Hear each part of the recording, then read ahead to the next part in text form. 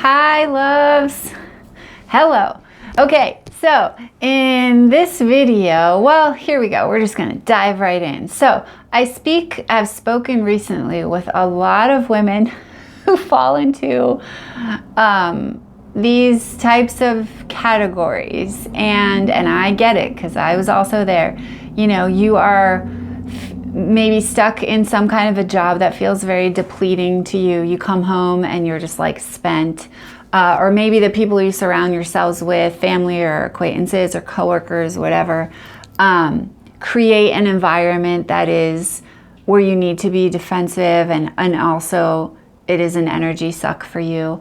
And, you know, and possibly you are stuck in obligations that are not life-giving for you. You know, whatever that is, family obligations, volunteer, community things that you like think you need to do. And so you have all of these like structures and commitments in your life that really are sucking the energy from you. And also in many ways keeping you in a high stress situation. So also some of the women who I work with, they are or have been constantly in like survival mode, or constantly on like high anxiety, or living in fear about things. And so you have both things going on. Your energy is being like sucked from you. You're just super depleted, mentally exhausted, almost to the point where like you get, not almost, actually women have said this to me, like they just don't care. They don't want to make any choices. Like even just the choice to like go take a walk versus like go making dinner is like overwhelming. You get to this point where your circuits are broken. And at the same time, because you're in that state, your nervous system, your body is in like chronic stress mode, right? So you have all of this going on. And because you're an amazing woman and you have a big heart, and you like are actually naturally intuitive, you also know that like you have gifts to bring to the world, and you have creativity you want to flow through you, and you have purpose for being here. But like it's frustrating because the situation in your life right now is like not even letting you like peek at that, even through like a crack in the window. It's like, you know, it's like way out there, and you want it so badly because you're such a big heart, and you want to like love on people and like uplift people and like use your gifts to their highest potential and impact in the world. And yet like you're in this kind of like trapped life situation where you like have no energy to even, you almost wonder if you do have gifts, if like, why are you here, right? And so it's like, it's a really miserable place to be. I get it. I have been there many times over, many cycles. That's why I do what I do, because it's like, I did that like 8 times. So I get it. And it is frustrating, and it is miserable, and it's life-sucking. And at the same time, it's like so hard, because you're actually probably someone who does everything pretty well. Like everywhere you've been, you probably like own it, and like you make a difference kind of wherever you land, because your gifts do naturally come out here and there. And so you know you have it, but it doesn't feel like it's flowing to its fullest potential yet. And so here's the counterintuitive move that needs to happen is what needs to happen in order for you to kind of step into this place where your energy is flowing, and where you are feeling creative, and you do have that clarity to make those moves in your life, is you need to step way back, and you need to like slow way down, and you need to soften, and you need to nourish yourself and rest. And I am fucking serious. You need to love yourself enough to create that space in your life. You need to love your energy enough and believe in your gifts enough to create that space in your life. So that could look various ways. You know, for some people, and I know for myself, it literally meant leaving jobs.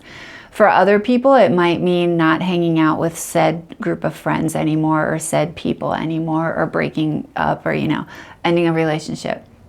For some people, it might just mean, on my days off, on my free time, instead of, going out and doing what everyone else is doing, or staying committed to these family or friend or like commitments that we have on weekends or my days off, I actually am going to just go for a hike and like do what I want to do and be in nature. Or I'm going to start writing in my journal, or I'm going to take a dance class because it actually enlivens me. So it means making these subtle moves to create that space in your life for you to calm down, rest, and nourish yourself. Like these are really important first steps, because you can't go from high stress and depleted to I'm living my purpose now and really energized. Like it doesn't happen that way. There needs to be a letting go and a reset, and it's in that space of softness, and it's in that space of rest and nourishment and like opening and just like listening that like the answers come to you. And you start to have clarity, and you start to feel your mojo again. So it's almost like a energetic recovery period from what's been going on. And, depending on your situation, you can do that in really big and drastic ways, and like leave a job and take 2 months off, 3 months off, just get a part-time job. There's all different ways to kind of do it, and it could be like big or little, but that is the move that has to happen first, to get you out of the rat race, to get you to slow down from the high anxiety and the survival mode, to slow down from the emotionally overwhelmed. It gives you that space. And actually, it's really what makes it so powerful is that you do it. You need to love yourself enough to make that space for yourself. You need to love and know and believe in your energy and in the creative power that you have and in the gifts that you really are here to bring to the world, and that you are here for a purpose. That gut feeling you have that like, I know I'm not here to serve burritos, right? I've served burritos. It was great. I love all of you if you're watching. I made good friends. But I also knew that wasn't my purpose, right? And I knew that I was here for more. And so if you feel that, you're here to like change paradigms, if you're here to like make a difference in people's lives, if you're here to share some really important message with humanity, or you're here to like save the oceans, or whatever is you have that gut feeling that like you're here for a bigger purpose, and you are. But that bigger purpose is so big and so like expansive, and it actually moves from a place of like calm. It really does. It moves from a place of inner peace and calm and like a rootedness and like a connection to source and like all of these like peaceful things. And so in order to get there, you need to love yourself enough to like make those subtle shifts in order to create that space for like softness, rest, processing, possibly feeling through your emotions, really nourishing yourself, and like downshifting that nervous system, downshifting to like softness. Softness is really a very magical energy, like softness, yin, receiving, because so much of what we grew up in and what is like applauded and like taught to us and rewarded in this culture is the masculine energy, right? Of go, go, go, and action, action. And it's great. We need that in the world. And we as creators and as gifted people in the world also are going to need to upshift and like create the life we need and take action there. But the softness comes first. You can't have that clarity. You can't have that peace. And like that, like settling into your divine essence, like your gifted self, your intuition. You can't have that until you like wield into the softness, until you relax, until you create that space. All of the times that I've been able to shift into the like next gear of my life have been because I have quit a job or a lifestyle, right? I left the convent, or I left teaching, or I left the burrito bar. Just left. Had no plan for any of them. I would leave a job because I would feel this way that I was explaining before. I had no plan, but I knew I needed to breathe, and I didn't have any other plan besides stopping that and like opening up and just like recovery and breathing. And nature, and you know, nature helped me, that space helped me, and in that space, in that restful time, that is when like clarity came for me to make my next steps. That's how I moved to Arizona, right? That is how I found the art center. That is how I started doing this, and that this soul coaching finally came to me because I had the like intuition enough to leave my last job. And I'm not saying that's everyone's right path. For you, it might actually be to let go of a person, right? Or to let go of this family commitment that like actually is not good for you, right? It's different for everyone.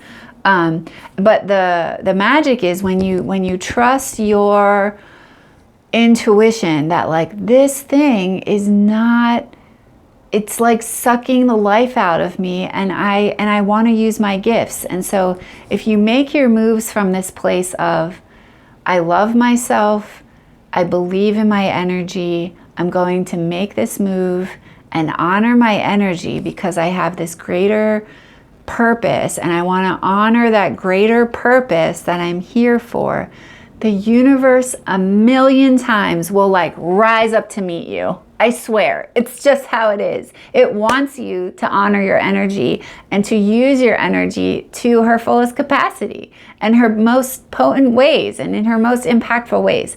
And so, I mean, I have a friend recently who she left a job, moved across the country because it felt right. She like did it very quickly just because it felt right. And within 2 weeks of being there, she landed her dream job, which was like what she wanted to do. And it's like she made that shift. But she had done the work. She had like really started like landing in her body and really started listening. We had talks about it. And so, you know, she knew that she needed to let go of this one kind of soul-sucking situation and open to what was in store for her, and then she followed it. And so the universe rises up to meet us, friends, when we start to honor like the gifts and the energy and stop listening to the bullshit of like society says like be in the 9 to 5 or be in this relationship or get married. It's like none of that matters. Start listening here to you, and when you start listening and honoring and like making these like intuitive moves in your life and just like, okay, actually that is exhausting, so I'm not gonna do that anymore, you know. And yeah, no, I never feel good after I go there, so I'm not gonna do that anymore.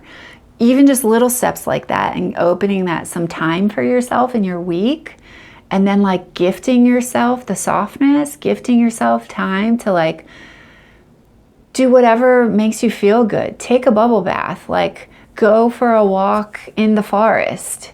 Call your best friend who really you like feel enlivened by. Gift yourself these like nourishing things on a regular basis and create more and more space for that. And then you'll start to feel your energy back. And then at a certain time, you'll have some clarity and you'll be like, oh my God, I need to go in this direction, or this is what I want to do. Or, you know, it starts to come. But until we create the container for it, until we relax and like open, nothing can come in. It's the whole energy thing I always do, right? It's like we're all like this, or we're just like totally dead to it. So nothing's going to come in. But when we are open and we honor that and we start to rest and really open, then the light comes in. And then we start to see, and we can like move freely. So yeah, those are the codes for it, baby. Do it. This is what I do. I love doing these types of moves. I love supporting you when you're in this. I've done it myself a zillion times. And like now you see me and here I am, and this is what I'm living. So DM me,